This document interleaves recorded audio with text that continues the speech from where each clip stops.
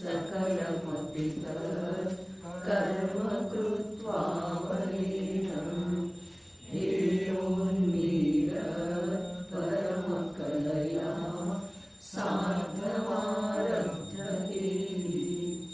ज्ञानज्योति कमलिततमः प्रोज्झलुम्भिभरेण ज्ञानज्योति भरेण ಪ್ರೋಜ್ಜೃಂಭಿ. ಶುದ್ಧ ಸ್ವರೂಪದ ಪ್ರಕಾಶವು ತನ್ನ ಸಂಪೂರ್ಣ ಸಾಮರ್ಥ್ಯದ ಮೂಲಕ ಪ್ರಕಟವಾಯಿತು. ಹೇಗಿದೆ? ಸಹಜ ರೂಪದಿಂದ ಪ್ರಕಟವಾಗಿ ಯಾವಾಗಲೂ ಅತೀಂದ್ರಿಯ ಸುಖ ಪ್ರವಾಹದ ಜೊತೆ ಪರಿಣಮನವನ್ನು ಪ್ರಾಪ್ತ ಮಾಡಿಕೊಂಡಿರುವಂಥದ್ದು. ಮತ್ತೆ ಹೇಗಿದೆ? ಮಿಥ್ಯಾತ್ವ ಅಂಧಕಾರವನ್ನು ದೂರ ಮಾಡಿರುವಂಥದ್ದು. ಹೀಗೆ ಯಾವ ಪ್ರಕಾರದಿಂದ ಆಗಿದೆ ಆ ಪ್ರಕಾರ ಹೇಳುತ್ತದೆ. ಅನೇಕ ಪ್ರಕಾರದಿಂದ ಹೇಳಲಾದ ಭಾವರೂಪ ಅಥವಾ ದ್ರವ್ಯರೂಪ ಕ್ರಿಯೆ, ಪುಣ್ಯರೂಪ ಅಥವಾ ಪಾಪರೂಪ, ಅವನ್ನು ಬಲವಂತತೆಯಿಂದ ಎಷ್ಟು ಕ್ರಿಯೆಗಳಿವೆ ಅವೆಲ್ಲವೂ ಮೋಕ್ಷ ಮಾರ್ಗವಿಲ್ಲವೆಂದು ತಿಳಿದು ಸಮಸ್ತ ಕ್ರಿಯೆಗಳಲ್ಲಿ ಮಮತೆಯ ತ್ಯಾಗ ಮಾಡುವುದರಿಂದ ಶುದ್ಧ ಜ್ಞಾನವು ಮೋಕ್ಷ ಮಾರ್ಗವಿದೆ ಎಂಬ ಸಿದ್ಧಾಂತವು ಸಿದ್ಧವಾಯಿತು. ತ್ಯಾಗ ಆಗುವುದರಿಂದ ಆ ಯಾವ ಶುದ್ಧ ಚೈತನ್ಯದ ಪ್ರಕಾಶ ವಿದ್ಯಮಾನ ಇದೆಯೋ ಅದ ತ್ಯಾಗ ಆಗುವುದರಿಂದ ಪ್ರಕಟ ಆಗಿದೆ ಅಥವಾ ತ್ಯಾಗ ಆಗುವುದರಿಂದ ಅತೀಂದ್ರಿಯ ಸುಖದ ಪ್ರವಾಹವನ್ನು ಪ್ರಾಪ್ತ ಮಾಡಿಕೊಂಡು ಪರಿಣಮನ ಮಾಡ್ತಾ ಇದೆ. ಎರಡಕ್ಕೂ ಪ್ರಶ್ನೆ ಇದೆ. ಹಾಗಾದ್ರೆ ಅದಕ್ಕೆ ಉತ್ತರ ಹೇಳಿದರು. ಏನು ಹೇಳಿದ್ರು? ಎಷ್ಟು ಶುಭ ಅಶುಭ ಕ್ರಿಯೆ ಇದ್ದಾವೆ. ಅಶುಭ ಕ್ರಿಯೆದಂತೂ ನಿಜವಾಗಿ ಬಹಳ ಕೆಳಗಿನ ಭೂಮಿಕೆಯೊಳಗ ತ್ಯಾಗ ಆಗಿ ಹೋಗ್ತಿದೆ. ಜ್ಞಾನದೊಳಗೆ ಬಹಳ ಕೆಳಗಿನ ಭೂಮಿಕೆಯೊಳಗನ ಜ್ಞಾನದಲ್ಲಿ ಅವುಗಳ ತ್ಯಾಗ ಆಗ್ತಿದೆ. ಯಾವುಗಳದ್ದ? ಅಶುಭ ಕ್ರಿಯೆಗಳದ್ದ. ಆದ್ರೆ ಇದು ಅಧ್ಯಾತ್ಮಶಾಸ್ತ್ರ ಇದ್ದ ಕಾರಣ ಯಾವ ಶುಭ ಕ್ರಿಯೆ ಯೋಗಿಂದು ದೇವ ಯೋಗಸಾರದೊಳಗೆ ಹೇಳಿದ್ರು. ಯೋಗಸಾರ ಪರಮಾತ್ಮ ಪ್ರಕಾಶ ಬಾಹುಡು ದೋಹ ಇವೆಲ್ಲವೂ ಅಧ್ಯಾತ್ಮ ಗ್ರಂಥ. ಯೋಗಸಾರ ಪ್ರಾಭೃತ ಎಲ್ಲವೂ ಇವು ಅಧ್ಯಾತ್ಮ ಗ್ರಂಥ. ಹಾಗಾದ್ರೆ ಅಧ್ಯಾತ್ಮ ಗ್ರಂಥ ಇದ್ದ ಕಾರಣ ಇಲ್ಲಿ ಶುಭವನ್ನು ಕೂಡ ಅಶುಭ ಅಂತ ಹೇಳನ ಸ್ವೀಕಾರ ಮಾಡಿದ್ದಾರೆ ಅನ್ನೋದು ಅವೆಲ್ಲವುಗಳ ಆಧಾರದಿಂದ ಹೇಳ್ಬೋದು. ಯೋಗಸಾರದೊಳಗೆ ಹೇಳಿದ್ರಲ್ಲ, ಪುಣ್ಯವನ್ನ ಪುಣ್ಯ ಅಂತ ಹೇಳಿ ಲೋಕದ ಜನರೆಲ್ಲ ತಿಳಿತಾರೆ. ಆದ್ರೆ ಕೆಲವು ಬುಧ ಜನರ ಪುಣ್ಯವನ್ನು ಕೂಡ ಪಾಪ ಅಂತ ಹೇಳಿ ತಿಳಿತಾರೆ. ಇದು ಯೋಗಸಾರದ ಉದ್ಧೃತ ಮಾತಾಯಿತು. ಅದೇ ಪ್ರಕಾರ ಯೋಗಸಾರ ಪ್ರಾಭೃತದೊಳಗ ಅಮಿತಗತಿಯ ಆಚಾರ್ಯರಿ ಪರಮಾತ್ಮ ಪ್ರಕಾಶದೊಳಗ ಪಾಹುಡ ದೋಹಾದೊಳಗ ರಾಮಸಿಂಹ ಮುನಿ ಮತ್ತು ಯೋಗಿಂದು ದೇವರು ಇದೇ ಒಂದು ಅಭಿಪ್ರಾಯವನ್ನು ಹೊಂದಿದ್ದಾರೆ. ಈ ಸಮಯ ಸಾರದೊಳಗೂ ಕೂಡ ಏನಿದೆ? ಯಾವುದು ಲೋಹದ ಶೃಂಖಲೆ ಪುರುಷನನ್ನ ಬಂಧಿತ ಮಾಡ್ತಿದೆ, ಅದೇ ಪ್ರಕಾರ ಚಿನ್ನದ ಶೃಂಖಲೆ ಕೂಡ ಪುರುಷನನ್ನ ಬಂಧಿತವೇ ಮಾಡ್ತಿದೆ. ಹಾಗಾದ್ರೆ ಇಲ್ಲಿ ಬಂಧದ ಅಪೇಕ್ಷಾದಿಂದ ಯಾವ ಅಶುದ್ಧ ಭಾವದ ವಿಭಾಗ ಇದೆ, ಆ ಶುಭವನ್ನು ಕೂಡ ಅಶುಭ ಅಂಥೇಳಿ ಹೇಳಿದ್ದಾರೆ ಅನ್ನೋದ ಸಿದ್ಧ ಆಯ್ತು. ಅಲ್ಲಿ ಸಿದ್ಧಾಂತದ ಸಿದ್ಧಿ ನೋಡಿದೆವು ನಿನ್ನೆ. ಎಲ್ಲಿ? ಬಾಹುಡ ದೋಹಾದೊಳಗಡೆ ಸಿದ್ಧಾಂತ ಎಲ್ಲಿ ಸಿದ್ಧ ಆಯಿತು?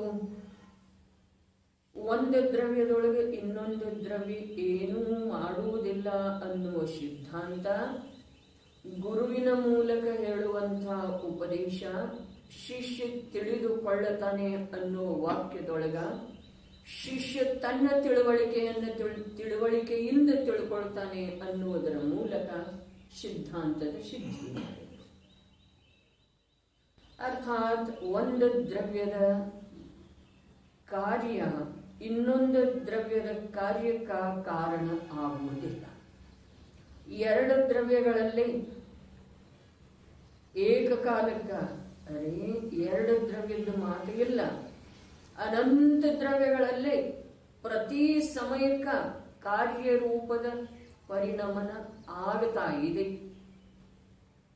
ನಾವು ಸ್ಥೂಲ ಬುದ್ಧಿಯ ಕಾರಣದಿಂದ ತಿಳಿಯದೇ ಇದ್ರೂ ಕೂಡ, ಅಜ್ಞಾನದಿಂದ ವಿರುದ್ಧವಾಗಿ ತಿಳಿದ್ರೂ ಕೂಡ ಅನಂತ ದ್ರವ್ಯಗಳಲ್ಲಿ ಪ್ರತಿ ಸಮಯಕ್ಕ ಕಾರ್ಯರೂಪದ ಪರಿಣಮನ ಆಗ್ತಾ ಇದೆ. ಹಾಗಾದ್ರೆ ಇಲ್ಲಿ ಯಾವ ಶುದ್ಧ ಚೈತನ್ಯದ ಪ್ರಕಾಶ ಅಥವಾ ಸ್ವರೂಪದ ಪ್ರಕಾಶ ಇದೆಯಲ್ಲ, ಅದು ತನ್ನ ಸಾಮರ್ಥ್ಯದಿಂದ ಪೂರ್ಣ ಪ್ರಕಟ ಆಯಿತು. ತನ್ನ ಸಾಮರ್ಥ್ಯದ ಮೂಲಕ ಪ್ರಕಟ ಆಯಿತು.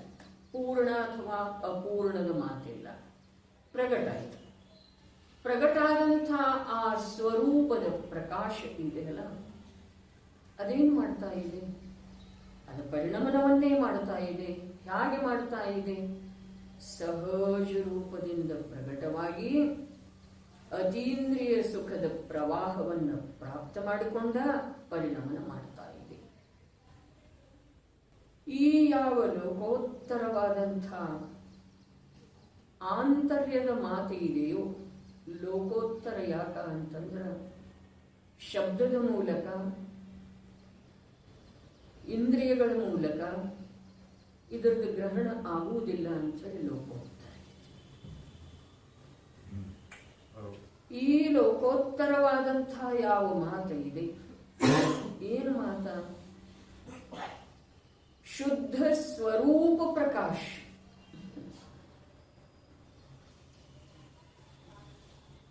ನೋಡ್ರಿ,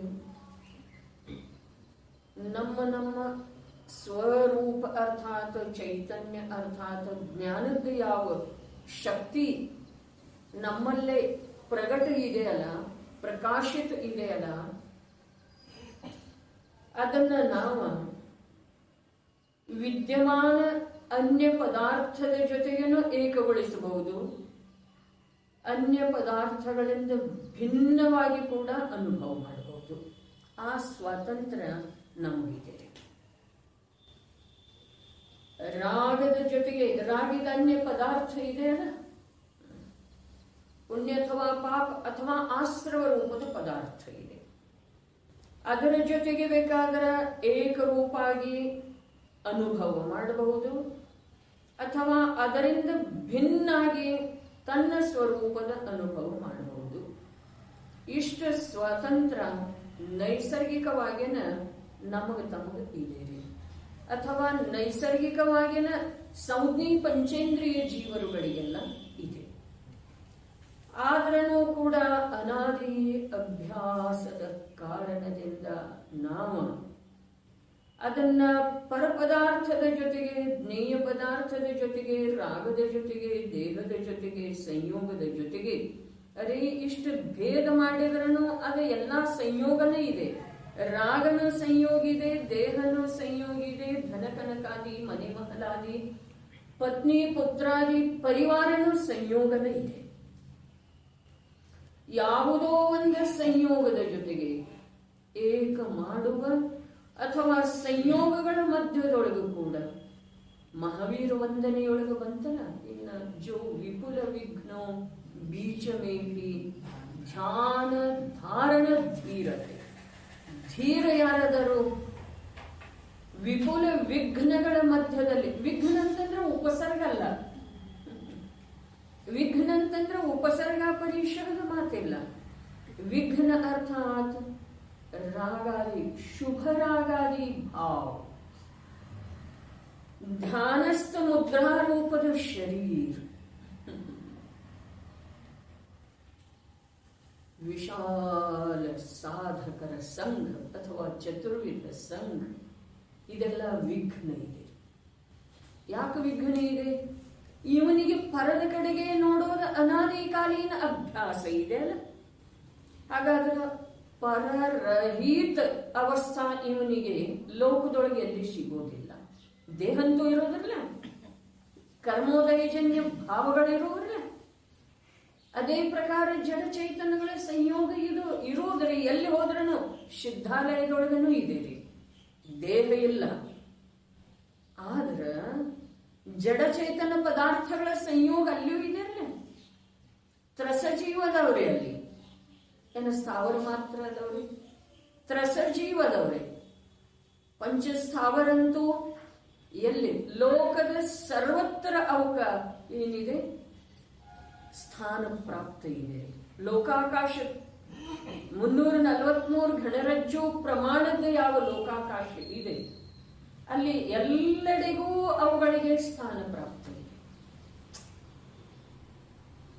ಆದರೆ ಯಾವ ತ್ರಸನಾಡಿಯೊಳಗನ ಬರುವಂತ ಸಿದ್ಧಾಲಯ ಇದೆ ಅಲ್ಲಿ ತ್ರಸ ಜೀವಗಳಿದ್ದಾವೆ, ಕಾರ್ಮಣ ವರ್ಗಣಗಳಿದ್ದಾವೆ.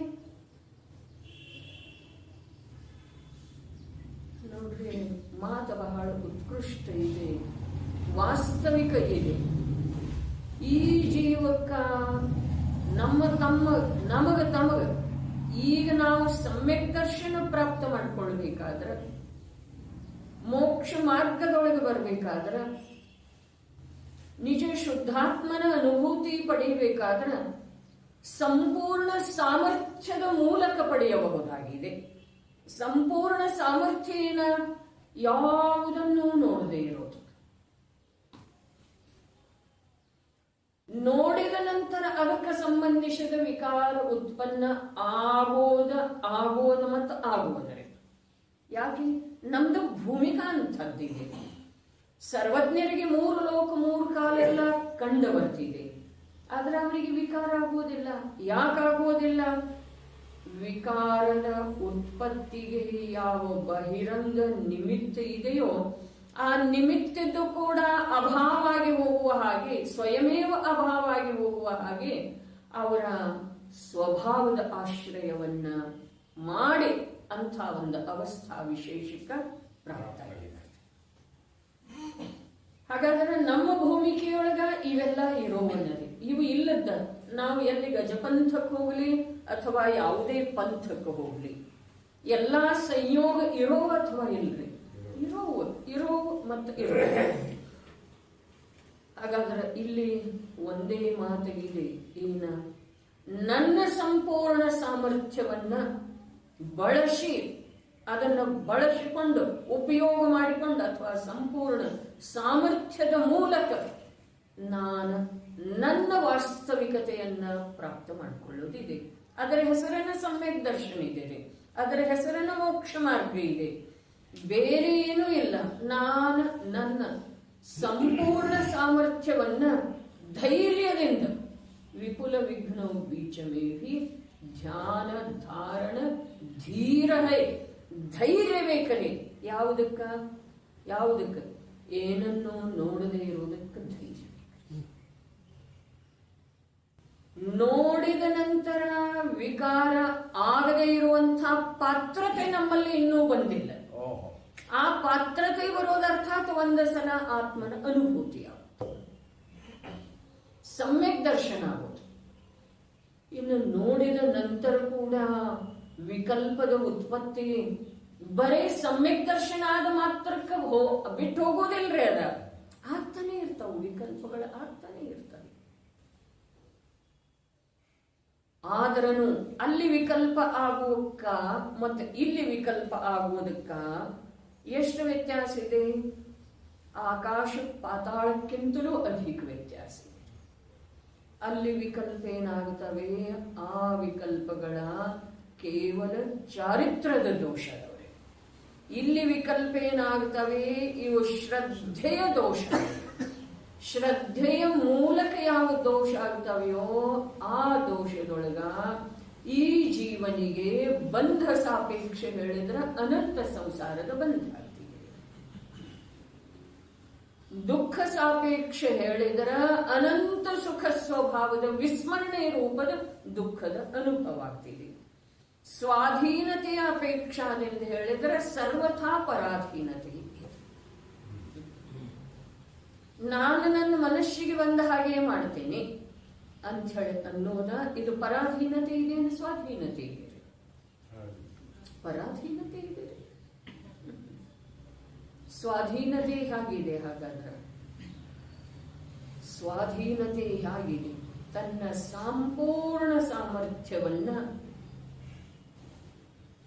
ತೊಡಗಿಸಿ ತನ್ನ ವಿಕಾರಿ ಭಾವದೊಳಗ ತಾನೇ ಅಂತ ಹೇಳಿ ತಿಳಿದುಕೊಂಡಿರುವಂತಹ ದೇಹದೊಳಗೆ ಉಪಯೋಗವನ್ನ ಹೋಗಗೊಡದೆ ಇರುವುದ ಇದು ಸ್ವಾಧೀನತೆ. ಉಪಯೋಗ ಆ ವಿಕಾರದೊಳಗ ದೇಹದೊಳಗ ಪ್ರಾಪ್ತ ಸಂಯೋಗದೊಳಗ ಅರೇ ಪುಣ್ಯದಿಂದ ಪ್ರಾಪ್ತ ಇದಾವೆ ಸಂಯೋಗ ಅಂತ ಹೇಳಿ ಹೇಳೋದ ಉಪಚಾರದ ಕಥನೆ ಇದೆ. ತಿಳಿತೇನ್ರಿ? ಸಂಯೋಗ ಏನು ಬಾಹಿದ್ದು ಧನ ಮನೆ ಪರಿವಾರ ಮೊದಲಾದ ಸಂಯೋಗ ಏನದವು ಅವು ಪುಣ್ಯದಿಂದ ಪ್ರಾಪ್ತ ಆಗಿದಾವೆ ಅಂತ ಹೇಳಿ ಹೇಳೋದ ಉಪಚಾರ ಇದೆ. ವಾಸ್ತವಿಕತೆ ಏನಿದೆ? ವಾಸ್ತವಿಕತೆ ಆಯಾ ಪದಾರ್ಥಗಳದ್ದ ಆಯಾ ಕ್ಷೇತ್ರದೊಳಗ ಆಯಾ ಸಮಯದೊಳಗ ವಿದ್ಯಮಾನತೆ ಇರೋದ ಇದು ವಾಸ್ತವಿಕತೆ. ಧನ ನನ್ನ ಸಂಯೋಗದೊಳಗೆ ಬಂದಿದೆ, ಅದರ ಕ್ಷೇತ್ರದೊಳಗಿದೆ. ವ್ಯವಹಾರದಿಂದ ಹೇಳಿದ್ರೆ ಆಕಾಶದ ಕ್ಷೇತ್ರದೊಳಗಿದೆ. ನಿಶ್ಚಯದಿಂದ ಹೇಳಿದ್ರೆ ಅದು ತನ್ನ ಸ್ವಕ್ಷೇತ್ರದೊಳಗಿದೆ, ನನ್ನ ಸಂಯೋಗದೊಳಗಿದೆ.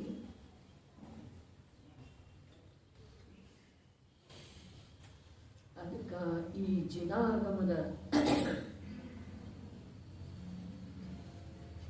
ಯಾವ ವ್ಯವಹಾರ ನಿಶ್ಚಯಗಳ ಕಥನೆ ಇದೆಯೋ ಅದನ್ನು ಅರ್ಥವಿಸಿಕೊಳ್ಳುವುದ ಅಂಥ ಸುಲಭದ ಮಾತೇನು ಇಲ್ಲ. ಇಲ್ಲಿ ಪರಾಧೀನತೆ ಇದೆ.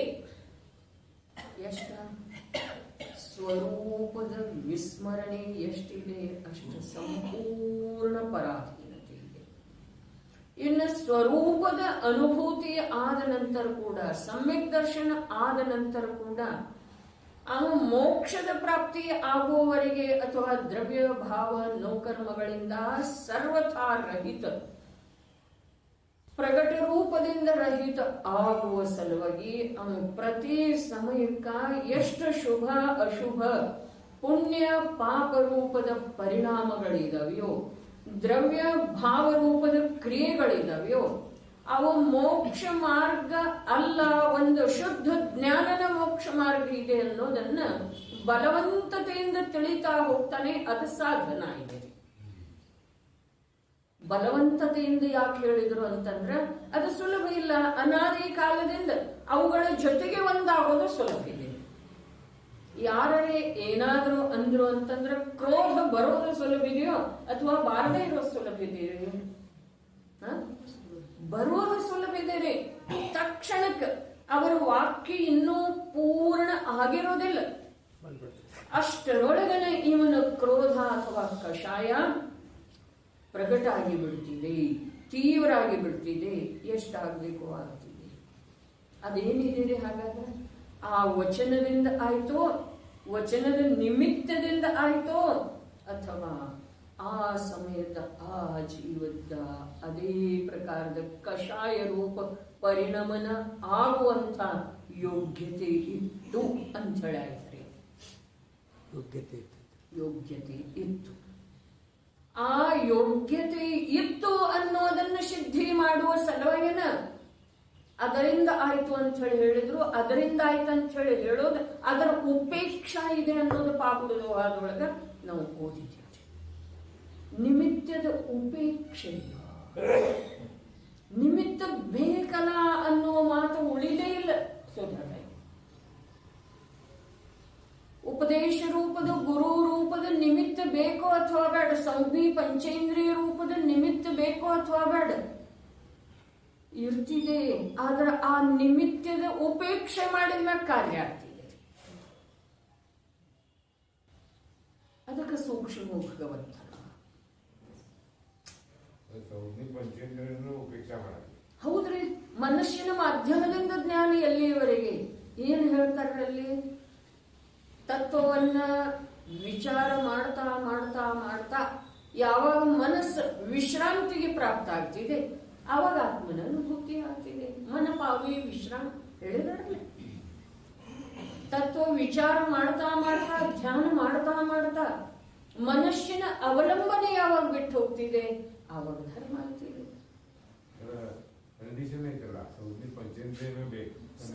ಸರಿ ಇದಿರ್ಲ ಅಣ್ಣ, ಸಂಜ್ಞೆ ಪಂಚೇಂದ್ರಿಯನ ಬೇಕು, ಪರ್ಯಾಪ್ತನ ಬೇಕು, ಮಂದ ಕಷಾಯನ ಬೇಕು, ಇದೆಲ್ಲ ಇದೆ.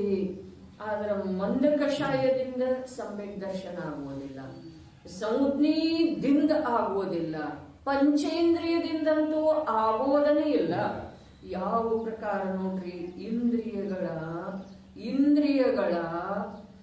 ಈ ಆತ್ಮನನ್ನ ತಿಳ್ಕೊಳ್ಳುವ ಸಲುವಾಗಿ ಇಂದ್ರಿಯದ ಮೂಲಕ ಯಾವ ಜ್ಞಾನ ಪ್ರವಹಿಸ್ತಾ ಇದೆ ಆ ಜ್ಞಾನದ ಮೂಲಕ ಆತ್ಮ ತಿಳಿದು ಬರುವುದಿಲ್ಲ. ಅದೇ ಪ್ರಕಾರ ಮನಸ್ಸಿನ ಮೂಲಕ ಯಾವ ಜ್ಞಾನ ಪರಿಣಾಮ ಮಾಡ್ತಾ ಇದೆ ಆ ಜ್ಞಾನದಿಂದ ಕೂಡ ಆತ್ಮ ಸಂಜ್ಞೆ ಪಂಚೇಂದ್ರಿಯನ ಬೇಕು ಅನ್ನುವುದು ಕಂಡೀಷನ್ ಇದೆ ಅಂತ ಹೇಳಿ ನಾವೇನಂತೇವೆ,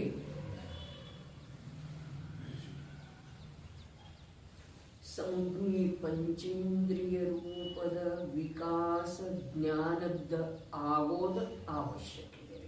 ಜ್ಞಾನದ ವಿಕಾಸದ ಮಾತು ಹೇಳ್ತಾ ಇದೆ.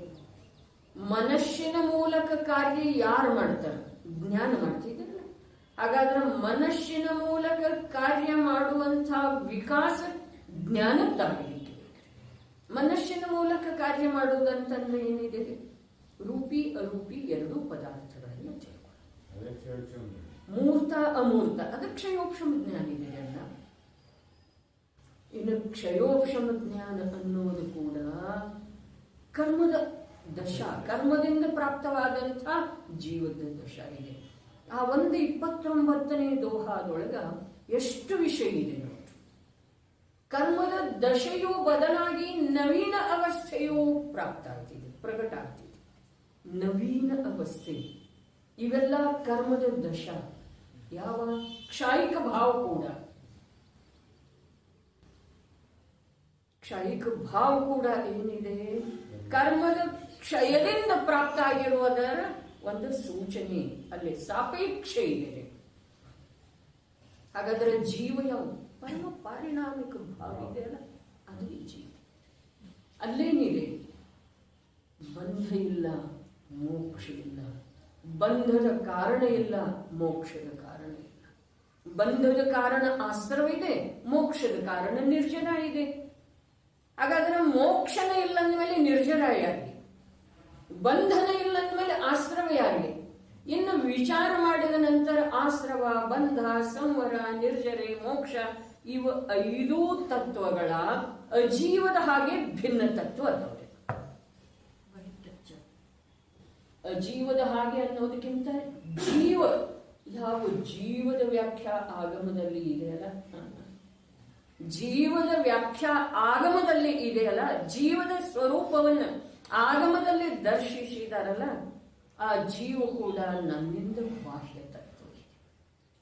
ನಾನು ಜೀವಿದ್ದೇನೆ ಅನ್ನೋದು ಜ್ಞಾನದೊಳಗೆ ಒಂದು ಅಂಶ ಕೂಡ ಸ್ವೀಕಾರ ಇತ್ತು ಅಂತಂದ್ರ ಅತೀಂದ್ರಿಯಾನಂದದ ಅನುಭೂತಿ ಆಗೋದು ಸಾಧ್ಯ ಇಲ್ಲ. ನಾನು ಜೀವಿದ್ದೇನೆ ಅನ್ನುವುದ ಜ್ಞಾನದೊಳಗೆ ಒಂದು ಅಂಶ ಕೂಡ ಸ್ವೀಕಾರ ಇತ್ತು. ನಾನು ದೇಹ ಇದ್ದೇನೆ, ನಾನು ಮನುಷ್ಯ ಇದ್ದೇನೆ, ನಾನು ವೃದ್ಧ ಆಗಿದ್ದೇನೆ, ನಾನು ತರುಣಿದ್ದೇನೆ, ನಾನು ಸುಂದರ, ರೋಗಿ, ನಿರೋಗಿ, ಶ್ರೀಮಂತ, ಏನೇನು ಅದಾವ ಅವೆಲ್ಲ ಅಂತೂ ಬಿಟ್ಟು ಬಿಡ್ರಿ. ಆದ್ರೆ ನಾನು ಜೀವಿದ್ದೇನೆ ಅನ್ನುವ ವಿಕಲ್ಪ ಹಿಂದೊಂದ್ಸಲ ಚರ್ಚೆ ಬಂದದ್ದಿತ್ತು. ನಾನು ದೇಹ ಇದ್ದೇನೆ ಅನ್ನೋ ವಿಕಲ್ಪ ಇಲ್ಲದನ್ನ ನಮಗ ದೇಹ ರೂಪದ ಅನುಭವ ಇದೆ ಅಂದ ಮೇಲೆ ಆತ್ಮ ಜೀವಿದ್ದೇನೆ ಅನ್ನೋ ವಿಕಲ್ಪ ಇರುವೊಳಗೆ ಆತ್ಮನ ಅನುಭವ ಇರೋ ಸಾಧ್ಯ ಇದೆ ಅಂದ್ರೆ ದೇಹ ಇದ್ದೇನೆ ಅನ್ನೋ ವಿಕಲ್ಪ ಇಲ್ಲ ನಮಗ, ಆದ್ರೆ ದೇಹ ರೂಪದ ಅನುಭೂತಿ ಇದೆಯೋ ಅಥವಾ ಇಲ್ರಿ? ಯಾವಾಗ ನಾನು ದೇಹ ಇದ್ದೇನೆ ಅನ್ನೋ ವಿಕಲ್ಪ ಮಾಡಿದ್ದೇವೆ? ನಾನಂತೂ ಯಾವತ್ತೂ ಮಾಡಿಲ್ಲ, ಯಾವ ಸಮಯದಲ್ಲೂ ಮಾಡಿಲ್ಲ. ಹಾಗಾದ್ರೆ ನಾನು ಜೀವಿದ್ದೇನೆ ಅನ್ನೋ ವಿಕಲ್ಪದ ಅವಶ್ಯಕತೆ ಏನಿದೆ? ಒಂದು ಮಾತು, ವಿಕಲ್ಪ ಇತ್ತು ಅಂತಂದ್ರೆ ಜೀವದ ಅನುಭವ ಆಗೋ ಸಾಧ್ಯ ಇಲ್ಲ.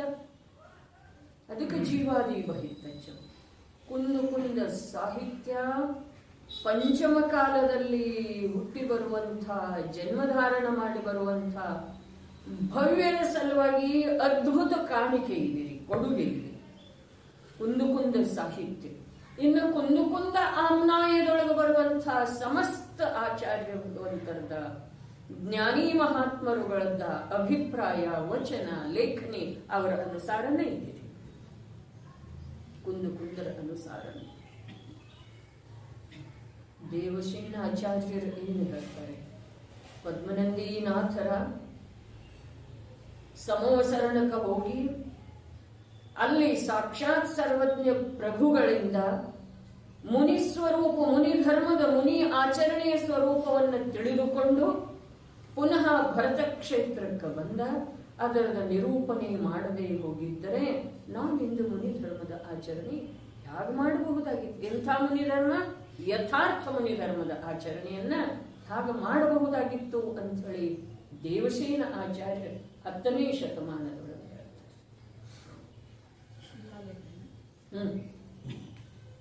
ಹಾಗಾದ್ರೆ ತಾಯಿ ವಿಚಾರ ಮಾಡೋದು ಜೀವ ಇಲ್ಲದ ವಿಕಲ್ಪನ ಬೇಡ ಅಂತ ಹೇಳ್ತಾರೆ. ನಾನು ಜೀವಿದ್ದೇನೆ ಅನ್ನೋ ವಿಕಲ್ಪದ ಅಂಶ ಕೂಡ ಎಲ್ಲಿಯವರೆಗೆ ವಿದ್ಯಮಾನ ಇದೆ, ಸೂಕ್ಷ್ಮ ಅಂಶ, ಅಲ್ಲಿಯವರೆಗೆ ಆತ್ಮನ ಅತೀಂದ್ರಿಯ, ಅರೂಪಿ, ಅನಂತ ಶಕ್ತಿ ಸಂಪನ್ನ, ಅಸಂಖ್ಯ ಪ್ರದೇಶಿ ಯಾವ ನ್ಯಾಯಕ ತತ್ವ ಇದೆಯೋ ಅದರದ ಪ್ರಾಪ್ತಿ, ಅನುಭೂತಿ ಆಗುವುದಿಲ್ಲ. ವಿಚಾರ ಮೊದಲನೇ ಭೂಮಿಕೆಯೊಳಗೆ ಇರ್ತಿದೆ. ಆ ವಿಚಾರದ ಫಲಸ್ವರೂಪವಾಗಿ ಈತ ಆ ವಿಚಾರದ ಪ್ರಯೋಜನ ಏನಿದೆ? ನಾನು ಜೀವಿದ್ದೇನೆ ಅನ್ನುವ ವಿಚಾರದ ಪ್ರಯೋಜನ ಏನಿದೆ?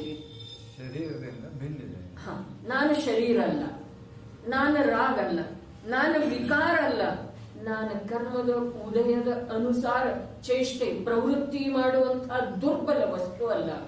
ನಾನು ಸಂಯೋಗದಿಂದ ಪ್ರಭಾವಿತ, ಧನದಿಂದ ಪ್ರಭಾವಿತ, ಆ ಯಾವ್ಯಾವ ಪಂಚೇಂದ್ರಿಯ ವಿಷಯ ಸಾಮಗ್ರಿ ಇದಾವೆಯೋ ಅವುಗಳಿಂದ ಪ್ರಭಾವಿತ ಆಗುವಂಥ ತುಚ್ಛ ಅಥವಾ ಹೀನ ವಸ್ತು ನಾನಲ್ಲ.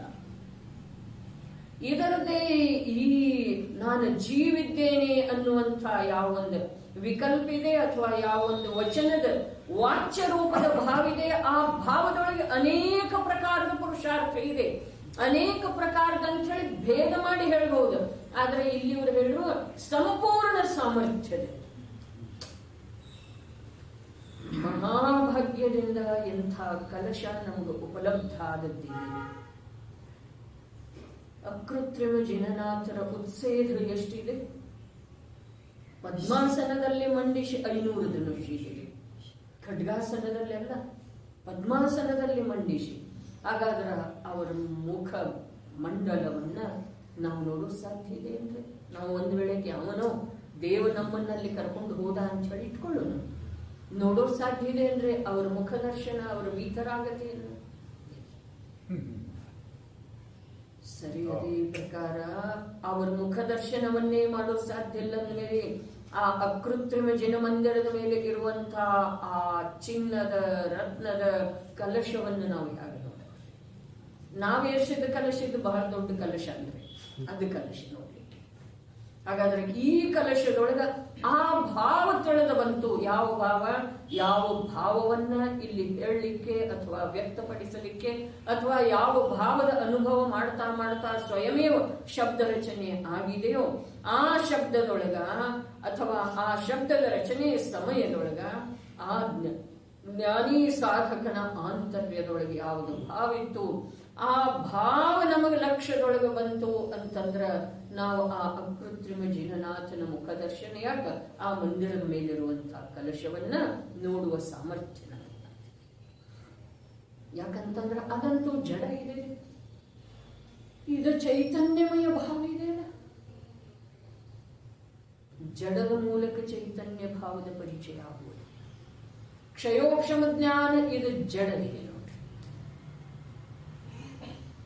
ಕ್ಷಯೋಕ್ಷಮ ಜ್ಞಾನ ಈಗ ನೋಡ್ರಿ, ನಮಗೆ ಸ್ವಲ್ಪ ಆಘಾತ ಅನ್ನಿಸ್ತಿದೆ, ಖೇದ ಅನ್ನಿಸ್ತಿದೆ, ಒಂದ್ ಸ್ವಲ್ಪ ವಿರೋಧಾಭಾಸ ಕೂಡ ಆಗ್ತಿದೆ ರೀ.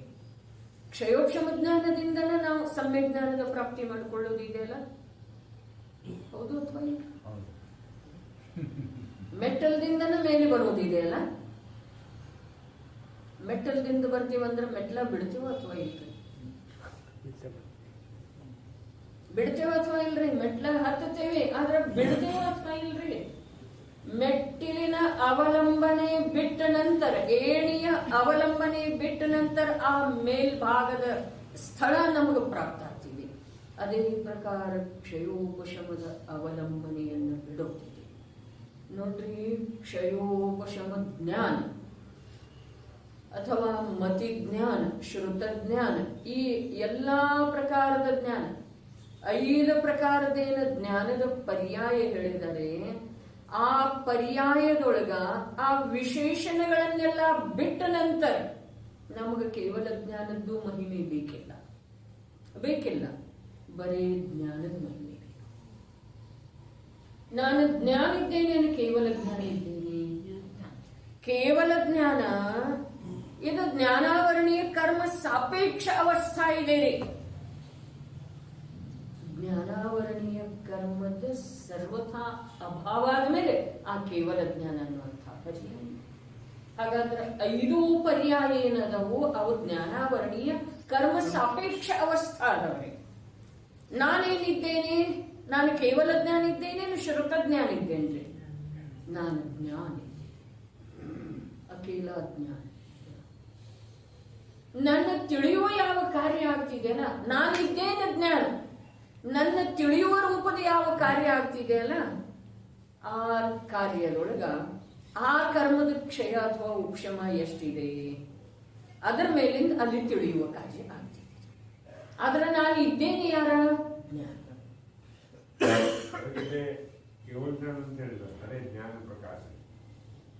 ಬರೀ ಜ್ಞಾನ ಪ್ರಕಾಶ ಅಂತ ಹೇಳಿರಲ್ಲ. ಅರ್ಥಾತ್ ಈಗ ನನಗೆ ಪ್ರಗಟಿದೆ ನೋಡ್ರಿ ವಿಷಯನ್ನ. ನಮ್ಮಲ್ಲೇ ಧೈರ್ಯ ಇಲ್ಲ. ಧೈರ್ಯ ಒಂದಿಷ್ಟು ತಂದುಕೊಂಡ್ರ ಏಕೇಂದ್ರಿಯದೊಳಗೂ ಕೂಡ ಪ್ರಕಾಶ ಇದೆ. ಜ್ಞಾನದ ಪ್ರಕಾಶ, ಜ್ಞಾನದ ಪ್ರಕಾಶ, ಸ್ವರೂಪ ಪ್ರಕಾಶ ಅಂದ್ರೆ ಜ್ಞಾನ ಕೂಡ ಅಂದಿಲ್ಲ ಇಲ್ಲಿ. ಕೇವಲ ಜ್ಞಾನನೂ ಅಂದಿಲ್ಲ, ಜ್ಞಾನನೂ ಅಂದಿಲ್ಲ, ಸ್ವರೂಪ ನೋಡ್ರಿ. ಸ್ವರೂಪ ಪರ್ಯಾಯದೊಳಗೆ ಪ್ರಕಾಶಿತ ಇಲ್ಲದೆ ಹೋದ್ರೆ ಏನಾಗ್ತಿದೆ? ಸ್ವದ ಅಭಾವ ಆಗ್ತಿದೆ. ಸ್ವರೂಪ. ಇನ್ನು ನಿನ್ನೆ ಹೋಗ್ತಾ ಹೋಗ್ತಾ ನಿಮ್ಮ ಪ್ರಶ್ನೆ ಮೇಲಿಂದ 80ನೇ ಗಾಥೆ ಸ್ಮರಣೆಗೆ ಬಂತಲ್ಲ, ಪ್ರವಚನ ಸಾರಂತ. ಅಲ್ಲೇನು ಹೇಳಿದಾರೆ? ಜೋ ಜಾಣಲಿ ಅರಹಂತ, ಅರಹಂತರನ್ನು ತಿಳಿಯುವ ಮಾತಿದೆ, ಸಿದ್ಧರನ್ನಲ್ಲ. ಯಾಕೆ ಅಂತಂದ್ರೆ ನಮ್ಮ ಹತ್ರ ಈಗ ಜ್ಞಾನ ಏನಿದೆ ಅಲ್ಲ, ಅದ ಎಂಥದ್ದಿದೆ? ಅರಹಂತರ ಮೂಲ, ಅರ್ಥಾತ್ ಆ ಆಕಾರದ ಮೂಲಕ, ಜಡ ಆಕಾರದ ಮೂಲಕ ನಿರಾಕಾರ ಭಾವವನ್ನು ತಿಳಿಯುವಂತ ಸಾಮರ್ಥ್ಯ ನಮ್ಮಲ್ಲೇ ಇದೆ. ಮೂಲಕನ ತಿಳಿಯೋದಿದೆ, ಇದು ನಮ್ಮ ಅವಸ್ಥೆ. ಆದ್ರೆ ಆ ಸಾಮರ್ಥ್ಯವನ್ನ, ಆ ಆಕಾರವನ್ನ ತಿಳಿಯೋದಿದೆ, ಚೈತನ್ಯಾಕಾರವನ್ನ, ಜ್ಞಾನಾಕಾರವನ್ನ, ವೀತರಾಗ ಭಾವರೂಪದ ಆಕಾರವನ್ನ ತಿಳಿಯುವಂತಹ ಸಾಮರ್ಥ್ಯ ಏನಿದೆಯಲ್ಲ, ಅದಕ್ಕೆ ಸಂಜ್ಞೆ ಅಂತಾರೆ. ತಿಳಿತೇನ್ರಿ? ಅದಕ್ಕೆ ಸಂಜ್ಞೆ ಅಂತಾರೆ ನೋಡ್ರಿ. ಜೋ ಜಾಣದಿ ಅರಹಂತ ದೌವತ್ತ ಗುಣತ್ತ ಪಜ್ಜೆಯತ್ತೆ. ಈ ಓಳಿನ ಬಹಳ ಮಹತ್ವದ್ದಿದೆ ರೀ ಈ ಓಳಿ ಅಂತಂದ್ರ. ಈ ಗಾಥೆಯ ಪಾದ, ಪ್ರಥಮ ಪಾದ ಏನಿದೆ ಅಲ್ಲ, ಅದು ಪ್ರಥಮ ಕಾರ್ಯಕ್ಕೆ ಅನುಕೂಲ ಇದೆ. ನಾವು ದ್ರವ್ಯ ಗುಣ ಪರ್ಯಾಯ ಅಂತಂದ್ರೆ ಏನಿಲ್ಲ, ಗುಣಗಳ ಸಮೂಹವನ್ನು ದ್ರವ್ಯವೆಂದು ಹೇಳುತ್ತಾರೆ. ದ್ರವ್ಯದ ಎಲ್ಲಾ ಭಾಗದಲ್ಲಿ, ಎಲ್ಲಾ ಅವಸ್ಥೆಗಳಲ್ಲಿ ಇರುವುದನ್ನು ಪ್ರತಿ ಸಮಯದ ಅವಸ್ಥೆಯನ್ನ ಪರ್ಯಾಯ ಅಂತ ಹೇಳ್ತಾರೆ. ಮುಗಿತೇನ್ರಿ? ನಮ್ದಂತೂ ದ್ರವ್ಯ ಗುಣ ಪರ್ಯಾಯಕ್ಕೆ ಸಂಬಂಧಿಸಿದ ಜ್ಞಾನ ಇಲ್ಲಿ ಮುಗೀತಾರೆ. ಆದ್ರೆ ದ್ರವ್ಯ ಗುಣ ಪರ್ಯಾಯ ಜೋ ಜಾಣದೆ ಅರ್ಹಂತ ಯಾವ ತಿಳಿಯೋದ? ದ್ರವ್ಯದಿಂದ, ಗುಣದಿಂದ, ಪರ್ಯಾಯದಿಂದ. ಮುಂದೇನು ಬರ್ತಿದೆ? ಸೋದಾನದೆ ಅಪ್ಪಾಣಂ, ಅವರನ್ನ ಪರ್ಯಾಯದಿಂದ ತಿಳಿದೆ ಅಂತಂದ್ರ ನೀನು ನಿನ್ನನ್ನ ತಿಳಿಯೋದು ಸಾಧ್ಯ ಇದೆ. ಇಲ್ಲಿ ದ್ರವ್ಯ ಗುಣ ಪರ್ಯಾಯ ಇಲ್ಲ. ಅದಕ್ಕೆ ರಹಸ್ಯ ಇದೆ, ರಹಸ್ಯಮಯ ಇದೆ. ಅದೇನು ಪತ್ರ ಇತ್ತಲ್ಲ, ರಹಸ್ಯಪೂರ್ಣ ಪತ್ರ ಅಂತ ಹೇಳಿದ್ದಾರೆ ಟೋಡರ್ ಮಲ್ಲರಿಗೆ. ಅವರು ಬರೆದಿದ್ರಲ್ಲ, ಯಾರ? ಮುಲ್ತಾನ್ ನಗರದವರಿಗೆ, ಸಾಧರ್ಮಿಗಳ. ಆ ಪತ್ರವನ್ನು ತೆಗೆದ ಕೂಡಲೇ ಇವ್ರು ಏನ್ ಹೇಳ್ತಾರೋ, ಸಾಧರ್ಮಿ ಉಂಕ ಮಿಲ್ನ ಹೇಳಿದ್ರೆ, ಮಿಲ್ನ ಅರ್ಥಾತ್ ಒಬ್ಬರಿಗೊಬ್ಬರು ಭೇಟ. ಅದ ರಹಸ್ಯಪೂರ್ಣ ಪತ್ರ. ನೋಡ್ರಿ, 300 ವರ್ಷದ ಕೆಳಗ ಅಥವಾ 250 ವರ್ಷದ ಕೆಳಗ, ಈಗ 300 ವರ್ಷದ ಏನು ನಡೆದಿತ್ತ, ಅವ್ರದ ಜನ್ಮದ ಮಾತು ನಡೆದಿದ್ರೆ, ಹೌದೇನೇನ್ರಿ? ಟೋಡರ್ ಮಲ್ಲರ್ದ. ಹಾಗಾದ್ರೆ ನಾವು 250 ವರ್ಷದನ್ನು 300 ವರ್ಷನ ಹಿಡಿಯೋಲ್ಲ. 300 ವರ್ಷದ ಕಾಲದೊಳಗ ಅಲ್ಲಿ ಆ ಪತ್ರದೊಳಗ ರಹಸ್ಯ ಇದೆ ಅಂತ ಹೇಳಿ ಹೇಳ್ತಾರೆ. ಹಾಗಾದ್ರೆ ಆಚಾರ್ಯ ಭಗವಂತರ ವಾಣಿಯೊಳಗೆ ಎಷ್ಟು ರಹಸ್ಯ ಇರೋದು ಅಥವಾ ಇಲ್ಲ? ಆ ಗಾಥಾ, ಬರೇ ಗಾಥಾ, ನೀವು ಅಲ್ಲಿ ಟೀಕಾ ನೋಡ್ಲಿಕ್ಕೆ ಹೋಗ್ಬೇಡ್ರಿ, ಗ್ರಂಥ ತೆಗಿಲಿಕ್ಕೆ ಹೋಗ್ಬೇಡ್ರಿ. ಅಷ್ಟು ಗಾಥಾ ಎಲ್ರಿಗೂ ಬುದ್ಧಿಯೊಳಗೆ ಇದೆ ರೀ, ಹೌದು ಅಥವಾ ಇಲ್ಲ? ಜೋ ಜಾಣದೆ ಅರ್ಹಂತಂ ದೌವರ್ಥ ಗುಣರ್ಥ ಪರಿಚಯತ್ತೆ ಹಿಂ ಸೋಜಾಣದೆ ಅಪ್ಪಾಣಂ ಮೋಹಂ ಖಲು ಜಾತಿ ತತ್ಸಲಯಂ. ಇಷ್ಟು ಪದಖಂಡ, ಇಷ್ಟೇ ಶಬ್ದ ಈ ಒಂದು ಗಾಥೆಯನ್ನ ಬುದ್ಧಿಯೊಳಗೆ ಧಾರಣ ಮಾಡಿ. ಅಮೃತಚಂದ್ರಾಚಾರ್ಯ ಟೀಕಾನು ಬೇಡ, ಜಯಶೇನಾಚಾರ್ಯ ಟೀಕಾನು ಬೇಡ, ಸ್ವಾಮೀಜಿ ಪ್ರವಚನನು ಬೇಡ, ಯಾರ ವ್ಯಾಖ್ಯಾನನೂ ಬೇಡ. ನನಗೆ ಜ್ಞಾನ ಇದೆ. ಎಲ್ಲರೂ ಏನೇನೋ ಹೇಳ್ತಾರೆ ಯಾವುದೋ ಒಂದು ಪದಾರ್ಥಕ್ಕೆ ಸಂಬಂಧಿಸಿದ ಹಾಗೆ. ಆ ಪದಾರ್ಥದ ಆಸ್ವಾದನೆ ಮಾಡಿದ ನಂತರ, ವ್ಯಂಜನದ ಸೇವನೆ ಮಾಡಿದ ನಂತರ ನನ್ನ ಅಭಿಪ್ರಾಯ ಅವರ ಅನುಸಾರ ಇರ್ತಿದೆಯೇ, ನನ್ನ ಅಭಿಪ್ರಾಯ ನನ್ನ ಅನುಸಾರ ಇರ್ತಿದ್ದೀರಿ ಅಂತ ಹೇಳಿ ಗೊತ್ತಾಗ ಅಲ್ರಿ. ಈಗೊಂದು ಪದಾರ್ಥ ಬಹಳ ಜನರು ಅದರದ ಯಾವುದೋ ಒಂದು ಲಡ್ಡು ಇದೆ, ಯಾವುದೋ ಒಂದು ಮಿಠಾಯಿ ಇದೆ, ಅದರದ ತಾಯಿ ಅಜ್ಜಿ ಯಾರ್ಯಾರ ಮನೆಯಲ್ಲಿ ಇದಾರೋ ಅಥವಾ ಯಾರ್ಯಾರ ಬಂಧು ವರ್ಗದವರು ಅದಾರೋ ಅವರೆಲ್ಲ ಅದರದ ವರ್ಣನೆ ಮಾಡ್ತಾರೆ. ನಾನು ಆಸ್ವಾದನೆ ಮಾಡಿದ ನಂತರ ಅವರ ವರ್ಣನೆಯ ಅನುಸಾರ ನನ್ನ ಅಭಿಪ್ರಾಯ ಇರ್ತಿದೆಯೋ ಅಥವಾ ನನ್ನ ಅಭಿಪ್ರಾಯ ನನ್ನ ಆಸ್ವಾದದ ಅನುಸಾರ ಇರ್ತಿದೆಯೋ? ಇದು ಸ್ಪಷ್ಟ ಇದೆಯಲ್ಲ. ಹಾಗಾದ್ರೆ ಆ ಗಾಥೆಯನ್ನ ತಗೊಂಡ ನಾವು ಭಾವ ತೆಗೆಯೋದ್ರೆ, ಯಾರ ಅರ್ಹಂತರನ್ನ ದ್ರವ್ಯ ಗುಣ ಪರ್ಯಾಯದಿಂದ ತಿಳಿತಾರೋ ಅವರು ತಮ್ಮ ಆತ್ಮನನ್ನ ತಿಳಿತಾರೆ. ಅವರ ಮೋಹನಾಶ ಆಗುವುದು. ತನ್ನನ್ನ ದ್ರವ್ಯ ಗುಣ ಪರ್ಯಾಯದಿಂದ ತಿಳಿಯೋದಿದೆ ಅಂದ್ರೆ ಅವರನ್ನ ದ್ರವ್ಯ ಗುಣ ಪರ್ಯಾಯ. ಹಾಗಾದ್ರೆ ಕುಂದರ ಅನುಸರಣೆಯನ್ನ ಯೋಗ ಸಾರದೊಳಗೆ ಯೋಗಿಂದು ದೇವ ಮಾಡಿದ್ದಾರೆ ಅಂತ ಹೇಳಿ ಹೇಳ್ತಾರೆ. ಏನ್ ಹೇಳ್ತಾರೆ? ಜೋ ಜಿನತೋ ಆತ್ಮ, ಆ ಸಿದ್ಧಾಂತ ಸಾರಿ ಅದನ್ನೇ ಹೇಳಿದ್ದಾರೆ. ಅಲ್ಲಿ ದ್ರವ್ಯ ಗುಣ ಪರ್ಯಾಯದ ಮಾತಿಲ್ಲ. ನನ್ನ ಪರ್ಯಾಯದಲ್ಲಿ ಅಶುದ್ಧಿ ಇದೆ ಅನ್ನೋದೇ ಆಗಮದ ಮಾತಿದೆ. ನನ್ನ ಪರ್ಯಾಯದಲ್ಲಿ ಅಶುದ್ಧಿ ಇದೆ, ದ್ರವ್ಯ ಗುಣ ಅವರ ಹಾಗೇನೆ ಶುದ್ಧ ಇದಾವೆ.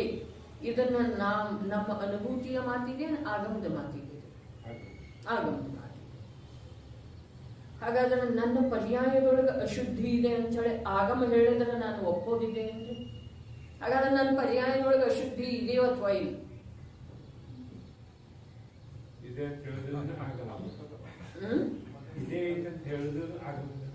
ಆಗಮಂತಾರೆ. ಅಂದ್ರೆ ನಾನು ವಿಚಾರ ಮಾಡಿ ನೋಡಿದ ನಂತರ ನನ್ನ ಪರ್ಯಾಯದೊಳಗೆ ಅಶುದ್ಧಿ ಇದೆಯೇನ?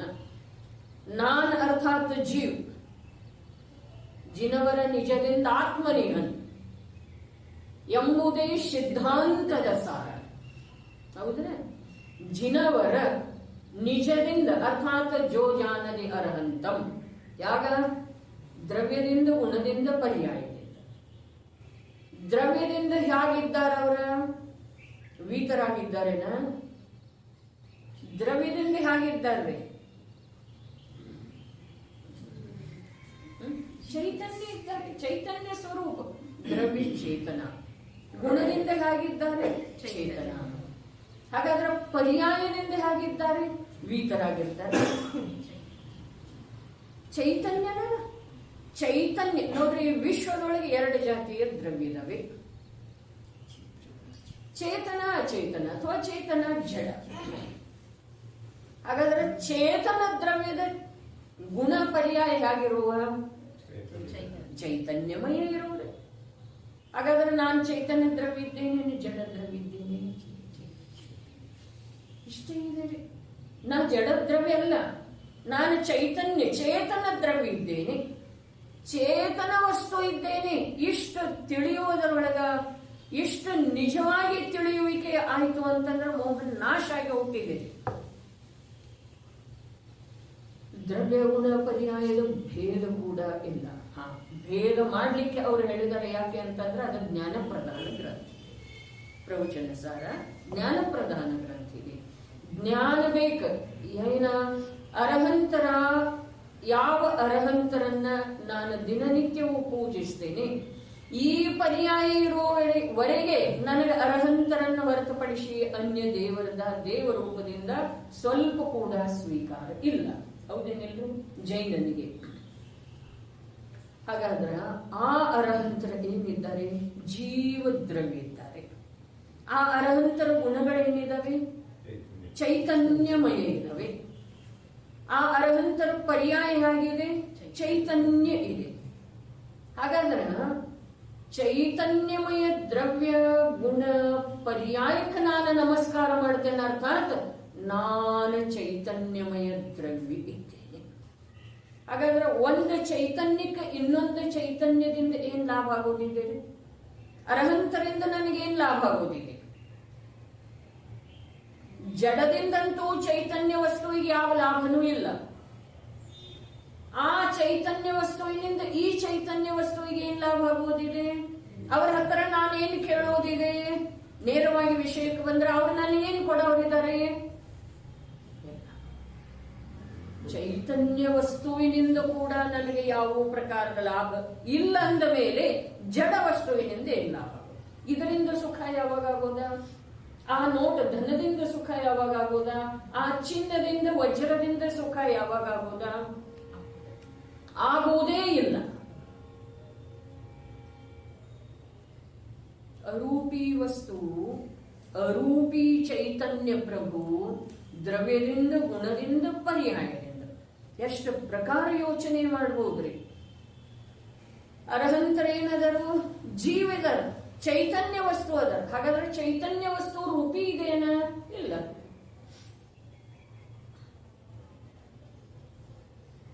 ಆ ರೂಪಿ ಚಿತ್ ಶಕ್ತಿಯ ಯಾವ ಪ್ರಕಟತೆ ಆದದ್ದು ಇದೆ, ಅದೇ ಪ್ರಕಾರ ನಾನು ಅರೂಪಿ, ನನ್ನಲ್ಲೇ ಕೂಡ ಚಿತ್ ಶಕ್ತಿ ಪ್ರಕಟ ಇದೆ. ಆದ್ರೆ ಆ ಚಿತ್ ಶಕ್ತಿಯ ಜೊತೆಗೆ ಈಗ ಪ್ರಾರಂಭಕ್ಕೆ ಹೇಳ್ತಾರ, ನನ್ನ ಸಂಜ್ಞೆ ಪಂಚೇಂದ್ರಿಯ ಅವಸ್ಥೆಯ ಜ್ಞಾನಕ್ಕಂತೂ ಪೂರ್ಣ ರೂಪದಿಂದ ಇದು ಸ್ವತಂತ್ರತೆ ಇದೆ. ಏನು ಸ್ವತಂತ್ರತೆ? ಅನ್ಯರ ಜೊತೆಗೆ ಏಕರೂಪ ಆಗಿ ಅನುಭವ ಮಾಡಬಹುದು, ಅಥವಾ ಅನ್ಯದಿಂದ ಇನ್ನು ಇದ್ದುಕೊಂಡು ನನ್ನ ಸ್ವರೂಪದ ಅನುಭವ ಭಿನ್ನ ಇರಬಹುದು, ಭಿನ್ನ ಉಳಿಯಬಹುದು. ಇದರ ಸ್ವತಂತ್ರತೆ ನಮಗೆ ಸದೈವ ಇದೆ. ಆದ್ರೆ ನಾವು ಸದೈವ ಆ ಸ್ವತಂತ್ರತೆಯನ್ನು ಬಿಟ್ಟುಕೊಟ್ಟ ನಾವು ನಿರಂತರ ಅನಾದಿ ಅಭ್ಯಾಸದ ಮೂಲಕ ಪರದ ಜೊತೆಗೆ ಏಕರೂಪಾಗಿ ನಾವು ಮಲಿನ ಭಾವದ ಮಲಿನ ಸ್ವರೂಪದ ಅನುಭವ ಮಾಡ್ತಾ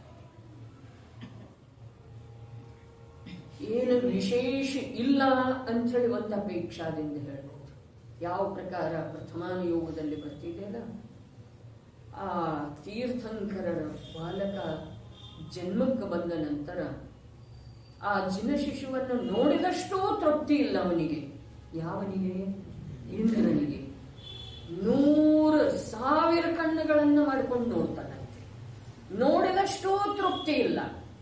ಕಥನು ಬರ್ತಿದೆ, ಎಷ್ಟು ನೋಡಿದಷ್ಟು ನೋಡ್ಬೇಕನ್ನಿಸ್ತಿದೆ.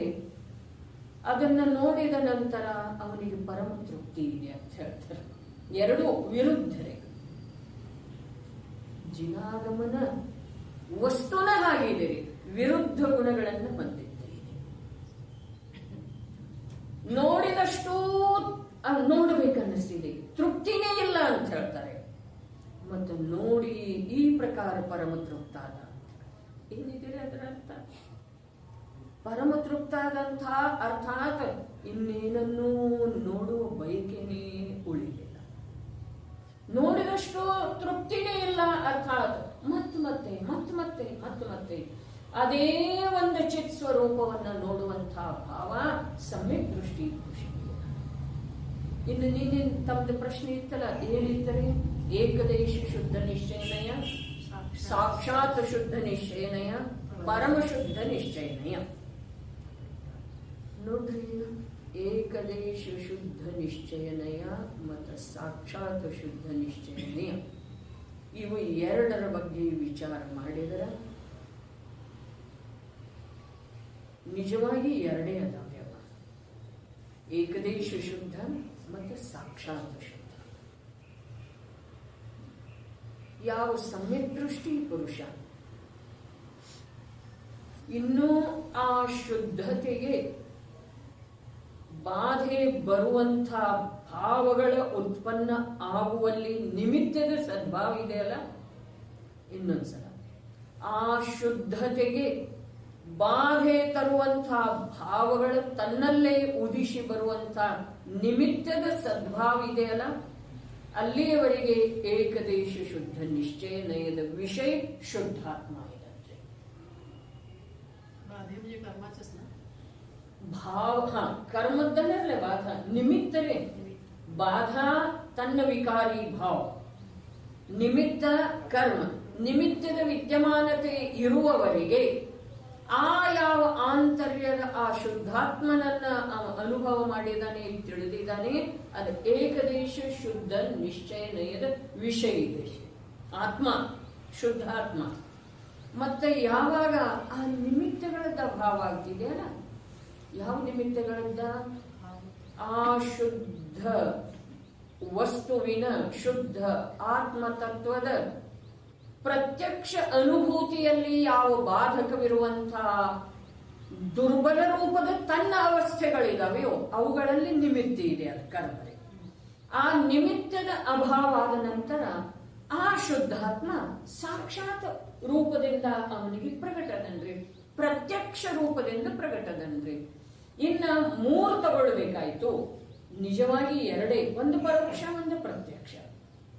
ಸಾಕ್ಷಾತ್ म्हणजे ಅನಂತವಾದ ಅವಸ್ಥೆ ಅದನ್ನೇ ಈಗ ಸ್ಪಷ್ಟ ಮಾಡ್ತಾ ಇದೆ. ನಿಜವಾಗಿ ಎರಡೇ, ಒಂದು ಏಕದೇಶ, ಒಂದು ಸಾಕ್ಷಾತ್, ಎರಡೇ.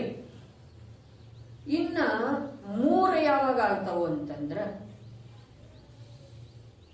ಈ ಗುಣಸ್ಥಾನದ ಅಪೇಕ್ಷಾದಿಂದ ಹೇಳಬೇಕಾಯ್ತು 4, 5, 6 ಇವು ಮೂರು ಗುಣಸ್ಥಾನ ಏನದವು? ಏಕದೇಶ ಶುದ್ಧ ನಿಶ್ಚಯ ನಯದಿಂದ ಆತ್ಮತತ್ವದ ನಿರ್ಣಯ ಮಾಡ್ತಾವ್ರೆ. ಇಲ್ಲಿ ಏಕದೇಶ ಶುದ್ಧ ನಿಶ್ಚಯ ನಯದ ವಿಷಯ ಶುದ್ಧಾತ್ಮ ಅದನ್ರಿ, ಅದು ಬೇಕು ಮೂಲರೇ. ವಿಷಯ ಶುದ್ಧಾತ್ಮ ಅದನ್. ಏಕದೇಶ ಶುದ್ಧ ನಿಶ್ಚಯ ನಯದಿಂದ ಶುದ್ಧಾತ್ಮನ ಸ್ವೀಕಾರ ಮಾಡುವಂತವ ಮೂರು ಗುಣಸ್ಥಾನದವೇ. ಇನ್ನೂ ಸ್ವಲ್ಪ ಮುಂದನ ಹೋಗಿ ಹೇಳಬೇಕಾಯ್ತು ಅಂತಂದ್ರ 10ನೇ ಗುಣಸ್ಥಾನದ ಅಂತಿಮ ಸಮಯದವರೆಗೆ ಏಕದೇಶ ಶುದ್ಧ ನಿಶ್ಚಯ ನಯದ ವಿಷಯ ಅದನ್ನು ಶುದ್ಧಾತ್ಮ. ಸ್ವಲ್ಪ ಸಡಿಲ್ ಮಾಡಿ ಹೇಳಬೇಕಾಯ್ತು ಅಂತಂದ್ರೆ 7ನೇ ಗುಣಸ್ಥಾನದಿಂದ ಮೇಲೆ ಎಲ್ಲ ಪ್ರತ್ಯಕ್ಷ ಸಾಕ್ಷಾತ್ ಶುದ್ಧ ನಯದ ವಿಷಯದನ್ರಿ. ಎರಡು ಭೇದ ಯಾಕ? ಇಲ್ಲಿ ಗುಣಸ್ಥಾನದ ಅಪೇಕ್ಷಾದಿಂದ ಭೇದ ಎರಡು ಮಾಡಿದ್ರಲ್ಲ. ಇವು ಮೂರು ಗುಣಸ್ಥಾನಗಳನ್ನ ಏಕದೇಶ ಶುದ್ಧ ನಿಶ್ಚಯ ನಯದ ವಿಷಯ ಶುದ್ಧಾತ್ಮನನ್ನು ಮಾಡುವಂಥವು ಇವು ಮೂರು ಗುಣಸ್ಥಾನ. ಅಥವಾ 4ನೇ ಗುಣಸ್ಥಾನದಿಂದ 10ನೇ ಗುಣಸ್ಥಾನದವರೆಗೆ ಅಂಥೇಳಿ ಹೇಳ್ತಾರ, ಅಲ್ಲಿ ಅಶುದ್ಧ ಭಾವದ ವಿದ್ಯಮಾನತೆಯೊಳಗೆ ಆ ಶುದ್ಧಾತ್ಮ ಗೋಚರಿಸ್ತಾ ಇದ್ದಾನ್ರಿ. 4ನೇ ಗುಣಸ್ಥಾನ ಅಂದ್ರೆ ಸಂಪೂರ್ಣ 4ನೇ ಗುಣಸ್ಥಾನ ಅಲ್ಲ. 4ನೇ ಗುಣಸ್ಥಾನದೊಳಗೆ ಯಾವ ಸಮಯದಲ್ಲಿ ಶುದ್ಧಾತ್ಮ ಅನುಭವದಲ್ಲಿ ಬರ್ತಾನಲ್ಲ ಅದು ಪ್ರತ್ಯಕ್ಷ ಅಲ್ಲ. ಇದು ನಯದ ವಿಷಯ ಏನಿದೆ, ಇದು ಜ್ಞಾನಕ್ಕೆ ಸಂಬಂಧಿಸಿದ್ದಿದೆ. ಅನುಭೂತಿ ಬೇರೆ ಇದೆ ರೀ. ಅನುಭೂತಿ 4ನೇ ಗುಣಸ್ಥಾನದಲ್ಲೂ ಪ್ರತ್ಯಕ್ಷಣೆ ಇದೆ. ಸಮಯ ಮಾತ್ರ ಇರಲಿ, ಅದರ ಪ್ರತ್ಯಕ್ಷಣೆ ಇದೆ. ಆದ್ರೆ ಇಲ್ಲಿ ನಯ ಇದು ಜ್ಞಾನದ ವಿಷಯ ಇದೆ, ಇದು ಅನುಭೂತಿಯ ವಿಷಯ ಅಲ್ಲ. ಹೀಗಿದ್ದ ಕಾರಣ ನಯ ಜ್ಞಾನದ ವಿಭಾಗ ಇದೆ, ಶ್ರುತ ಜ್ಞಾನದ ವಿಭಾಗ ಇದೆ. ಹಾಗಾದ್ರೆ ಈ ಯಾವ ನಯಕ್ಕೆ ಸಂಬಂಧಿಸಿದ ಹಾಗೆ ಗುಣಸ್ಥಾನಗಳಲ್ಲೇ ಇದನ್ನು ಭೇದ ಮಾಡಬೇಕಾದ್ರೆ ಎರಡಾಗ ಏಕದೇಶ ಶುದ್ಧ ನಿಶ್ಚಯ ನಯದ ವಿಷಯ ಶುದ್ಧಾತ್ಮ ಅಂತ ಹೇಳಿ ಹೇಳುವ 4ರಿಂದ 4, 5, 6 ಇವು 3 ಅಂತ ಹೇಳಿ ಹೇಳ್ಬಹುದು, ಅಥವಾ 4ರಿಂದ 10ನೇ ಗುಣಸ್ಥಾನದವರೆಗೆ ಅಂತ ಹೇಳಿ ಹೇಳ್ಬಹುದು. ಇನ್ನು 10ನೇ ಗುಣಸ್ಥಾನದ ಉಲ್ಲಂಘನೆಯನ್ನು ಯಾವ ಕ್ಷಪಕ ಶ್ರೇಣಿ ಮಾಡಿರುವಂತಹ ಇದನ್ನು ಅವನ ಅಪೇಕ್ಷಾದಿಂದ ಸಾಕ್ಷಾತ್ ಶುದ್ಧ ನಿಶ್ಚಯ ನಯದ ವಿಷಯದನ್ರಿ ಯಾವ ಶುದ್ಧಾತ್ಮ. ಅಲ್ಲಿ ಜ್ಞಾನದ ಮಾತಿದೆ, ಅನುಭೂತಿಗೆ ಸಂಬಂಧ ಇಲ್ಲ. ಅನುಭೂತಿ 2ನೇ ಗುಣಸ್ಥಾನದಿಂದ ಸಾಕ್ಷಾತ್ ಸಿದ್ಧರ ಹಾಗೇನ ಅನುಭೂತಿ ಇದೆ. ಒಂದು ಸಮಯಕ್ಕಿಂತ ಅಧಿಕ ಅರ್ಥಾತ್ ಅಖಂಡ ನಿರಂತರ ಅನುಭೂತಿ ಇರೋದೇನಿದೆ ಇದು ಪ್ರತ್ಯಕ್ಷ ಇದೆ. ತಿಳಿತೇನ್ರಿ? ಅದು 2ನೇ ಗುಣಸ್ಥಾನದಿಂದನೇ ಸಾಧ್ಯ ಇದೆ. 6ನೇ ಗುಣಸ್ಥಾನದೊಳಗ ಸಂಜ್ವಲನದ ತೀವ್ರ ಉದಯ ಇರುವೆಳದೊಳಗ ವೀತರಾಗ ಭಾವದ ಅದ ಘಾತಕ ಇಲ್ಲ. ಈ ಮಾತು ಸಿದ್ಧ ಇದ್ರನು ಕೂಡ 6ನೇ ಗುಣಸ್ಥಾನದೊಳಗ ಅನುಭೂತಿಯ ಪ್ರಭೆ ಇದೆ, ಪ್ರಭಾವ ಇದೆ, ಅದರದ್ದು ಒಂದು ಧುನ್ ಇದೆ, ಅದರ ಸಾಕ್ಷಾತ್ ಅನುಭೂತಿ ಇಲ್ಲ. 5ನೇ ಗುಣಸ್ಥಾನದೊಳಗ ಸಮಯ ಸಾಪೇಕ್ಷ ಅನುಭೂತಿ ಇದೆ. ಸಾಮಾಯಿಕ ಮಾಡ್ತಾನೆ 6 ಅವಶ್ಯಕ ಕ್ರಿಯೆ ಇದಾವೆ, ದೇವ ಪೂಜಾ, ಗುರು ಉಪಾಸನೆ, ಸ್ವಾಧ್ಯಾಯ, ಸಂಯಮ, ತಪ. 6 ಅವಶ್ಯಕ ಕ್ರಿಯೆಯೊಳಗ ಅವು ಬೇಕಾದಷ್ಟು ಪ್ರಯತ್ನ ಮಾಡ್ತಾನೆ, ಆದ್ರೆ ಅನುಭೂತಿ ಒಂದು ಸಮಯದನೇ ಇದೆ. ಅನುಭೂತಿ ನಿರಂತರ ಸಮಯಕ್ಕಿಂತ ಅಧಿಕ ಇರೋದಂದ್ರೆ 2ನೇ ಗುಣಸ್ಥಾನ. ಸಲಗ ನಿರಂತರ 4 ಸಮಯ, 10 ಸಮಯ, 100 ಸಮಯ, 1000 ಸಮಯ, निमिषगटले आगतिದೆ. ಅದು 7ನೇ ಗುಣಸ್ಥಾನ. म्हणजे ताई हे जे भेद सांगितले ना ते जीवामध्ये वितरागता कशी वाढत जाते तेच दाखवते ना नय. ನಯ ವೀತರಾಗತೆ ವಾಡತ ವೃದ್ಧಿಸ್ತಾ ಹೋಗುವುದನ್ನು ತೋರಿಸುವುದಿಲ್ಲ. ಜ್ಞಾನದ ವಿಷಯ ಇದೆ ತಾಯಿ. ಅನುಭೂತಿಯ ಮಾತೇನಿದೆ ಆ ಅನುಭೂತಿಯೊಳಗ ಅನುಭೂತಿಯನ್ನು ಜ್ಞಾನ ತಿಳಿತಿದೆ ತಾಯಿ, ಜ್ಞಾನ ತಿಳಿತಿದೆ. ಅನುಭೂತಿ ಸರ್ವ ಪ್ರದೇಶದೊಳಗ ಚಾರಿತ್ರ ಗುಣದ ಅದ ಏನಂತಂದ್ರ ನಿರ್ವಿಕಲ್ಪ ದಶಾ ಇದೆ. ಆತ್ಮನ ಅನುಭೂತಿ ವೀತರಾಗ ಭಾವ. ಮತ್ತೆ ಆ ಸಮಯದ ಆ ಅನುಭೂತಿಯ ಸಮಯದೊಳಗೂ ಕೂಡ ಅದಕ್ಕೆ ಇದು ವಿಸ್ತಾರ ಇದೆ ವಿಷಯ ಅಂತ ಹೇಳಿದೆ. ಅನುಭೂತಿಯ ಸಮಯದೊಳಗೂ ಕೂಡ ಜ್ಞಾನ ರೂಪದಿಂದ ಪರಿಣಾಮ ಮಾಡ್ತಿದೆ ಅಲ್ಲ, ಅದು ಮುಖ್ಯ ಇದೆ. ನಮ್ದು ಜ್ಞಾನ ವಿಕಾರದ ಅನುಭೂತಿಯೊಳಗ ತಿರುಭೂತಾಗಿ ಹೋಗಿರ್ತಿದೆ, ಭೋಜನ ಮಾಡ್ತಾ ಇರ್ತೇವೆ.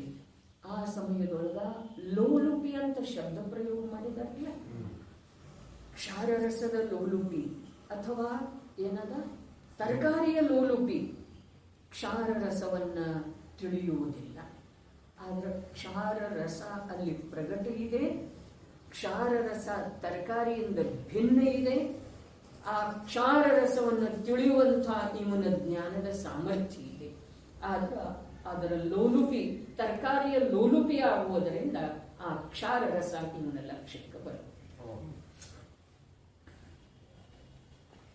ಹಾಗೆಯೇ ಆತ್ಮನ ಅನುಭೂತಿಯ ಸಮಯದೊಳಗ ಆತ್ಮನ ಯಾವ ಸ್ವಭಾವ ಅಥವಾ ಅಭೇದತೆ ಇದೆ, ವಾಸ್ತವಿಕತೆ ಇದೆ, ವಸ್ತುತನ ಇದೆ, ಅದು ಜ್ಞಾನದೊಳಗ ಮರೆಯಾಗಿ ಹೋಗುವುದಿಲ್ಲ. ಅದು ಸಮ್ಯಕ್ ಜ್ಞಾನದ ಮಾತು. ಮಿಥ್ಯಾಜ್ಞಾನ ಸ್ವಯಂ ಮರೆಯಾಗಿ ಆ ಅನುಭೂತಿಯನ್ನು ಮುಖ್ಯ ಮಾಡ್ತಿದೆ. ವಿಕಾರದ ಅನುಭೂತಿ ಅಂದರೆ ಲೋಲುಪತೆಯ ಅನುಭೂತಿಯನ್ನ, ಅದು ಸ್ವಾಧೀನ ಅತೀಂದ್ರಿಯ ಸುಖದ ಜೊತೆಗೆ ಇಲ್ಲಿ ಶಬ್ದ ಪ್ರಯೋಗ ಇದೆ ನೋಡ್ರಿ. ಏನ ಅದು ಹೇಗಿದೆ, ಯಾವುದು ಪ್ರಕಟ ಆಗಿದೆ ಅಲ್ಲ, ಏನು ಪ್ರಕಟ ಆಗಿದೆ? ಸ್ವರೂಪ ಪ್ರಕಾಶ್, ಸ್ವರೂಪ ಪ್ರಕಾಶ ಪ್ರಕಟ ಆಗಿದೆ. ಅದು ಹೇಗಿದೆ? ಅದ ಸಹಜ ರೂಪದಿಂದ ಪ್ರಕಟ ಇದ್ದುಕೊಂಡ ಅತೀಂದ್ರಿಯ ಸುಖದ ಪ್ರವಾಹವನ್ನು ಪ್ರಾಪ್ತ ಮಾಡಿಕೊಂಡ ಪರಿಣಮನ ಮಾಡ್ತಿದೆ ಅಂತೆ. ಪರಿಣಮನ ಯಾವ ರೂಪದಿಂದ ಮಾಡ್ತಿದೆ? ಸುಖ ರೂಪದಿಂದ ಮಾಡ್ತಿದೆ, ಜ್ಞಾನ ರೂಪದಿಂದ ಮಾಡ್ತಿದೆ. ಯಾವ ರೂಪದಿಂದ ಮಾಡ್ತಿದೆ? ಸುಖ. ಪ್ರಕಾಶ ಎಲ್ಲವನ್ನೂ ಪ್ರಕಾಶಿತ ಮಾಡ್ತಿದೆ. ಅದು ಬರೀ ಪ್ರಕಾಶ ರೂಪದಿಂದ ಪ್ರಕಾಶಿತ ಇದೆಯೋ ಅಥವಾ ಯಾವುದನ್ನಾದ್ರೂ ಪ್ರಕಾಶಿತ ಮಾಡುವ ರೂಪದಿಂದ ಪ್ರಕಾಶ? ಬರೀ ಪ್ರಕಾಶ ರೂಪದಿಂದ ಸುಖವನ್ನ ಪ್ರಾಪ್ತ ಮಾಡಿಕೊಂಡಿದೆ, ಈ ಮಾತು ಸತ್ಯ. ಅದರ ಪರಿಣಾಮನ ಮಾಡುವುದರೊಳಗ ಅದರದ ಚೈತನ್ಯ ಅರ್ಥಾತ್ ಸ್ವರೂಪ ತಿರೋಭೂತ ಆಗಿಲ್ಲ. ಅದಕ್ಕೆ ವಿಷಯ ಸೂಕ್ಷ್ಮ. ಅತೀಂದ್ರಿಯ ಸುಖವನ್ನ ತನ್ನೊಳಗ ಪ್ರಾಪ್ತ ಮಾಡಿಕೊಂಡಿದೆ. ಇದಕ್ಕೆ ದೃಷ್ಟಾಂತ ಹೀಗೆ ಹೇಳಬಹುದು. ನೌಕರಿ ಮಾಡುವಂಥ ಆ 8 ಗಂಟೆ ನೌಕರಿ ಮಾಡಿದ, 1 ತಿಂಗಳ ಕೆಲಸ ಮಾಡಿದ, ಅವನಿಗೆ ಅದೇನು ಬರಬೇಕಾಗಿತ್ತಲ್ಲ ಸಂಭಾವನೆ, ಸಂಬಳ ಬಂತು. ಆ ಸಂಬಳ ಬಂದ ನಂತರ ಕೂಡ ಅವನ ಕೆಲಸ ಏಕ ಪ್ರಕಾರ ಇದೆಯೋ ಅಥವಾ ಇಲ್ಲ? ಸಂಬಳ ಪ್ರಾಪ್ತ ಆಗ್ತಿದೆ ಅನ್ನೋದು ಮೊದಲಿನ ದಿವಸದ ಕೆಲಸ ಮಾಡೋಕ್ಕಿಂತ ಮೊದಲು ಸ್ವೀಕಾರ ಇದೆ. ಹೌದೇ? 50,000 1 ಲಕ್ಷ ಏನಿದೆ, 1 ತಿಂಗಳು ಕಳೆದ ನಂತರ 1 ಲಕ್ಷ ರೂಪಾಯಿ ನನಗೆ ಪ್ರಾಪ್ತ ಆಗ್ತಿದೆ. ತಿಂಗಳು ಕಳೆದ ನಂತರ ಅನ್ನುವಷ್ಟು ಕೂಡ ವಿಕಲ್ಪ ಇಲ್ಲ. 1 ಲಕ್ಷ ರೂಪಾಯಿದ ಕೆಲಸ ಇದೆ ಅನ್ನೋದು ಪ್ರಾರಂಭದ ದಿವಸದಿಂದ ಇದೆ. ಮತ್ತು ಯಾವಾಗ 1 ಲಕ್ಷ ಕೈಯೊಳಗೆ ಬರ್ತಿದೆ ಆವಾಗ ಕೂಡ ಅವನ ಪರಿಣಾಮನ, ಅವನ ಕೆಲಸ ಯಥಾವತ್ತು ಇದೆಯೋ ಅಥವಾ ಇಲ್ರಿ? ಇದೆ. ಅದೇ ಪ್ರಕಾರ ಸ್ವರೂಪದ ಪ್ರಕಾಶ ಪ್ರಕಾಶ ರೂಪದಿಂದ ಇದೆ ರೀಪ. ಅದರೊಳಗೆ ಅತೀಂದ್ರಿಯ ಸುಖದ ಪ್ರವಾಹ ಪ್ರಾಪ್ತ ಆಗಿದೆ, ಈ ಮಾತು ಸರಿ. ಸ್ಯಾಲ್ರಿ ಬಂದಿದೆ, ಸ್ಯಾಲ್ರಿ ಬಂದ ಮಾತ್ರಕ್ಕ ಕೆಲಸ ನಿಂತು ಹೋಯ್ತೇನ್ರಿ?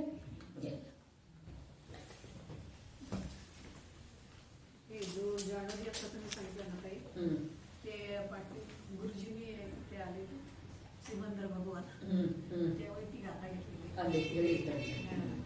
त्याच्यामध्ये जाणं हा शब्द फार महत्वाचा. कसं ಹೇಳಿ ಅಲ್ಲಿ ಬಿಂಬ ಜನ ಬಿಂಬ ಕೊಂಡು